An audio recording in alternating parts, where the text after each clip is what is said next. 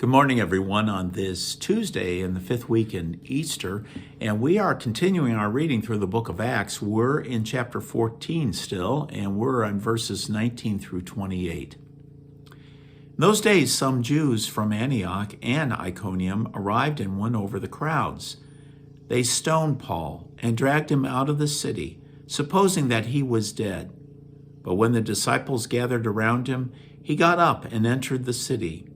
On the following day, he left with Barnabas for Derbe. After they had proclaimed the good news to that city and made considerable number of disciples, they returned to Lystra and Iconium and to Antioch. They strengthened the spirit of the disciples and exhorted them to persevere in the faith, saying, "It is necessary for us to undergo many hardships to enter the kingdom of God." They appointed presbyters for them in each of the church, and with prayer and fasting commended them to the Lord, in whom they had put their faith. Then they traveled through Pisidia and reached Pamphylia, and after proclaiming the word at Perga, they went down to Attalia, and there they sailed to Antioch, where they had been commended to the grace of God for the work they had now accomplished. And when they arrived, they called the church together and reported what God had done with them and how he had opened the door of faith to the Gentiles. Then they spent no little time with the disciples. The word of the Lord. Thanks be to God. So now we have the conclusion of this first missionary journey and all that had happened.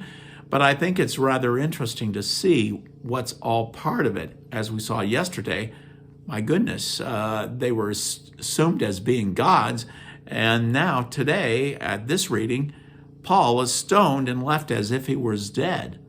I mean, what a great thing to say. You want to be a missionary? This is what you get to have. So it's quite a journey for both of them as they make their way.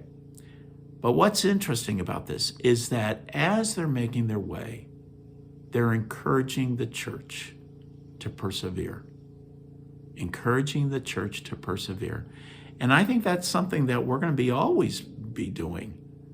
There's always new challenges. There's always new situations. And amidst all of that, let's encourage one another.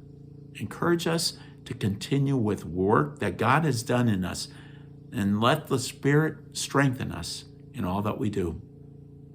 Stay safe, folks. Hopefully we see each other soon. Bye for now.